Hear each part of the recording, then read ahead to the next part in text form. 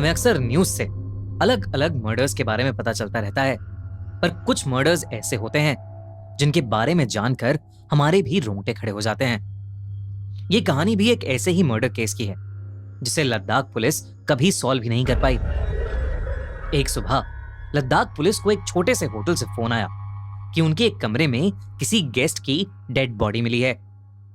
Ladakh police ने कई tourist की सड़क दुर्घटना में मौत देखी थी, पर इस कदर एक इंसान का लद्दाख के एक छोटे से होटल में मर्डर हो जाना उन्होंने पहली बार देखा था। वो डेड बॉडी एक 28 साल के आदमी रवि की थी, जो कुछ दिनों से उस होटल में सबसे छुप कर रह रहा था।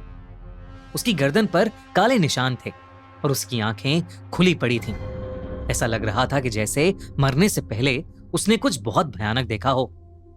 पुलिस ने उसके कमरे में छानबीन की तो उन्हें एक लेटर मिला जिसके साथ एक लड़की की फोटो भी लगी हुई थी। रवि ने उसमें लिखा था कि उसकी जान को खतरा है और उसके साथ जो कुछ भी हो रहा है उसकी वजह वो फोटो वाली लड़की रिया है। रवि ने लिखा कि उस लड़की ने उसकी जिंदगी तबाह कर दी। रवि अपना कॉलेज खत्म करके जैसे ही दिल्ली वापस आया, उसके साथ कुछ अजीबोगरीब होने लगा। एक दिन रवि एक बहुत जरूरी मीटिंग के लिए लेट हो रहा था और अपनी कार ड्राइव करते हुए वहां जा रहा था, लेकिन अचानक उसकी गाड़ी के ब्रेक्स फेल हो गए। ये बहुत अजीब था क्योंकि एक रात पहले तक उसकी कार बिल्कुल ठीक चल रही थी। ब्रेक फेल होने की वजह से उसका एक्सीडेंट हुआ जिसमें उसका हाथ टूट गया और उसके सर पर भी एक गहरी चोट आई। लेकिन बेहोशी की हालत में जब उसने अपनी गाड़ी की खिड़की के बाहर देखा तो उसे रिया दिखी। उसे देखते देखते रवि अचानक बेहोश हो गया। जब उसे होश आया तब वो एक हॉस्पिटल में था। रवि ने उस पूरे इंसिडेंट को अपना वहम माना और उसे भूल गया। लेकिन कुछ दिनों बाद एक रात को उसके मॉम डैड ने उसे नींद से उठाया और उसने देखा कि उसके घर के शीशे टूटे पड़े हैं। किसी ने बहुत बुरी तरह से पत्थर मार मार कर उसके घर को डैमेज कर दिया था। उस रात भी रवि को ऐसा लगा कि वो फोटो वाली लड़की रिया उसके घर के बाहर ही खड़ी थी। रवि ने घर से निकलकर उसे आसपास की गलियों में ढूंढने की बहुत कोशिश की, पर वो उसे कहीं नहीं मिली। उसके बाद कई दिनों तक कुछ नहीं हुआ। लेकिन फिर एक वीकेंड जब रवि अपनी गर्लफ्रेंड निशा के साथ उसके अपार्टमेंट में था तो उस दिन कुछ ऐसा हुआ जिससे उसका दिल दहल उठा। रवि और निशा अपने बेडरूम की बालकनी में खड़े प्यार मोहब्बत से बात कर रहे थे कि तभी उनके अपार्टमेंट की घंटी बजी। रवि डिनर कलेक्ट करने डोर तक गया ही था कि अचानक उसे बालकनी से निशा के जोर से चिल्लाने की आवाज आई। दोस्तों, 6 साल पहले हमने हमारा चैनल खूनी मंडे स्टार्ट किया था। तब किसी ने नहीं सोचा था कि हम हॉरर के नंबर 1 चैनल बन जाएंगे। हॉरर की दुनिया को और मजेदार बनाते हुए हम लेकर आए हैं इंडिया का पहला horror festival horror con. Horror con एक ऐसा इवेंट एक्सपीरियंस होगा जो आज से पहले कभी कहीं नहीं हुआ।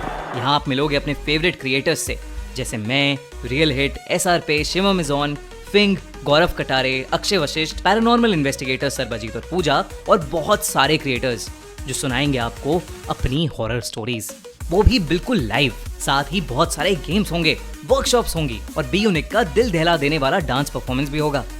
एक मिस्ट्री बॉलीवुड एक्टर भी होगा। तो आओ हॉरर कॉन में हम सब मिलते हैं, फोटो खिंचवाते हैं साथ में और खूब सारी मस्ती करते हैं। जल्दी से अपने टिकट्स बुक कर दो, link in the pin comment. वो बालकनी की तरफ भागा, लेकिन तब तक काफी देर हो चुकी थी क्योंकि निशा 4 फ्लोर नीचे जमीन पर खून से लथपथ बेजान पड़ी थी। उसने जब ध्यान से नीचे देखा तो रिया बेजान निशा के पास खड़ी ऊपर रवि को ही देख रही थी। रवि रिया की तरफ भागा, पर जैसे ही वो उसके पास पहुंचा वो जैसे हवा में गायब हो गई। रवि निशा की मौत के सदमे से भी उभरा नहीं था कि 2 दिन बाद ही उसको खबर आई कि उसके घर में आग लग गई थी, जिसमें उसका पूरा घर जल गया। और तो और उसके मॉम डैड भी उस फायर एक्सीडेंट में मारे गए। उसी वक्त रवि को एक अननोन नंबर से फोन आया, जिसके दूसरी ओर एक लड़की पागलों की तरह हंस रही थी। रवि को उसकी आवाज से समझ आ गया कि वो लड़की और कोई नहीं बल्कि रिया ही थी, और तभी फोन कट गया। रिया और रवि कॉलेज में एक दूसरे से बहुत प्यार करते थे। लेकिन कॉलेज खत्म होने के बाद रवि ने रिया से ब्रेकअप कर लिया था और तब से ही उसकी लाइफ उथल पुथल हो चुकी थी। रवि जब दिल्ली पुलिस के पास गया और उन्हें बताया कि ये सब रिया का किया धरा है और वो रवि से ब्रेकअप का बदला ले रही है, तो पुलिस ने रवि की इस बात पर ज्यादा ध्यान नहीं दिया। रवि ने अपने लेटर में लिखा था कि दिल्ली पुलिस रिया के साथ मिली हुई थी। पुलिस ने रवि की गर्लफ्रेंड और उसके मॉम डैड को खोने की वजह से कोर्ट में एक डॉक्टर से साबित करवा दिया कि रवि अपना मानसिक संतुलन खो चुका है और उसे पागल खाने भिजवा दिया गया। पर उस पागल खाने में भी रिया ने रवि का पीछा नहीं छोड़ा। रवि ने लेटर में लिखा कि वो उसके कमरे में हर रात चूहे छोड़ देती थी जो उसे रात भर सताते थे। काफी दिनों तक ये सब सहने के बाद रवि को यकीन हो गया था कि पागल खाने में भी कोई रिया से मिला हुआ है। एक दिन मौका देखकर रवि वहां से भाग गया और सबसे दूर सीधा लद्दाख आ गया। रवि ने उसके लेटर के एंड में लिखा कि रिया लद्दाख में भी उसे हर रोज दिखती है और अगर उसके साथ कुछ भी हुआ तो उसकी जिम्मेदार सिर्फ रिया ही होगी। लद्दाख पुलिस ने लेटर तो पढ़ा, लेकिन उसके बाद उनके लिए वो केस और भी ज्यादा कॉम्प्लिकेटेड हो गया, क्योंकि फॉरेंसिक रिपोर्ट के मुताबिक किसी और ने नहीं बल्कि रवि ने खुद ही अपने हाथों से अपना गला दबाकर अपनी जान ली। इनफैक्ट उसके पूरे कमरे में किसी और के कोई निशान भी नहीं थे। लद्दाख पुलिस ने रवि के होटल के आसपास की सीसीटीवी फुटेज चेक करवाई, पर रिया की शक्ल या कद काठी वाली कोई भी लड़की उन्हें दिखाई नहीं दी। दिल्ली पुलिस से बात करके जब रिया के घर की डिटेल जांच करवाई गई तो पता चला कि उस घर में रिया कई साल पहले रहती थी। पुलिस को एक और शॉकिंग बात पता चली। रिया को मरे हुए कई साल बीत चुके थे। रिया की बेस्ट फ्रेंड ने पुलिस को बताया कि रिया बहुत टाइम से डिप्रेशन में थी और धीरे धीरे उसकी तबीयत इतनी खराब हो गई कि कमजोरी की वजह से उसकी मौत हो गई। लेकिन रिया के डिप्रेशन में जाने का कारण कोई और नहीं बल्कि रवि ही था। रिया बहुत ही अच्छी लड़की थी और एक होनहार स्टूडेंट थी। रवि रिया से प्यार का ढोंग करके उससे अपने एग्जाम्स लिखवाता था और उसे यूज करता था। एक बार रिया ने रवि को किसी और लड़की के साथ उसे चीट करते हुए पकड़ लिया था और इसीलिए उसने रवि से ब्रेकअप कर लिया। लेकिन रिया रवि से बहुत प्यार करती थी, इसलिए ब्रेकअप के बाद वो डिप्रेशन में चली गई। ना वो कुछ खाती पीती थी, ना वो किसी से बात करती थी, बस उदास रहती थी। दिल्ली पुलिस से सारी जानकारी लेने के बाद और आसपास की तहकीकात करने के बाद लद्दाख पुलिस ने यह माना कि रवि पागल हो गया था और अपनी मौत का जिम्मेदार वो खुद था।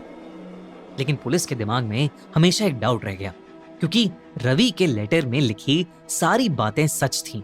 उसकी गर्लफ्रेंड की मौत अपार्टमेंट से नीचे गिरकर हुई और उसके पेरेंट्स घर में आग लगने की वजह से मारे गए। पुलिस को कभी कोई ठोस रीजन नहीं मिला कि रवि अपनी जान खुद क्यों लेगा, पर फिर भी मीडिया के प्रेशर की वजह से उन्होंने ये केस क्लोज कर दिया। पर क्या रवि सच में पागल था या शायद उसे वाकई अपनी एक्स गर्लफ्रेंड रिया की आत्मा दिखती थी जो उससे अब बदला लेना चाहती थी, और शायद इसीलिए उसने पहले रवि की पूरी लाइफ खराब कर दी और फिर उसे मार डाला। आपको क्या लगता है? हमें कमेंट्स में जरूर